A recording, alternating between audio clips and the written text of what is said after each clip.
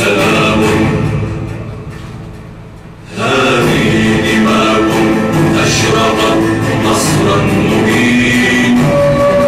في شخصية شهيد عفرين وجميع شهدائنا الحرية وشهيداتنا نستذكرهم وننحني إجلالا وإكبارا لأرواحهم الطاهرة.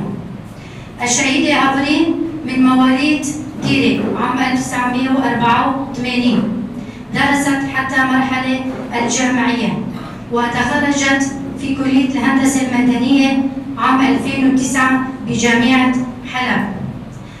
استلمت الشهيدة عفرين عدة مناصب بتأسيس الإدارة الذاتية الديمقراطية وكهيئة الطاقة، هيئة الاقتصاد، منظمات المجتمع المدني، وانتخابها الأمين العام في حزب سوريا المستقبل في 27/3/2018 من خلال المؤتمر التأسيسي في حزب سوريا المستقبل في مدينة رقة السورية تحت شعار سوريا ديمقراطية تعددية لا مركزية. تؤدي واجبها الوطني والسياسي على رأس عملها باتجاه رقة. استشهدت في 12/10/2019 على يد فصيلة قنا الأحرار الشرقية.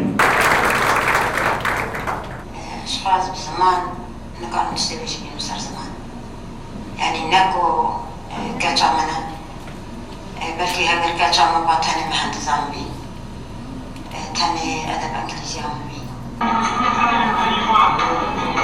أنا كريمة فاستيفال الشاهية.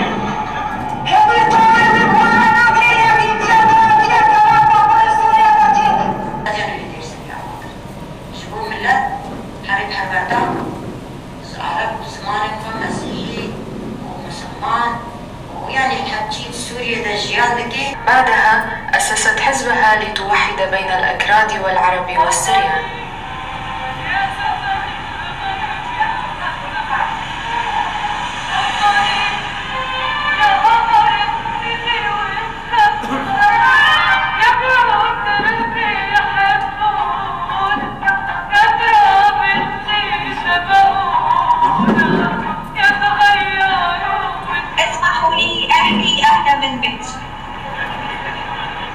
لن أتحدث فقط باسم حزب سوريا المستقبل.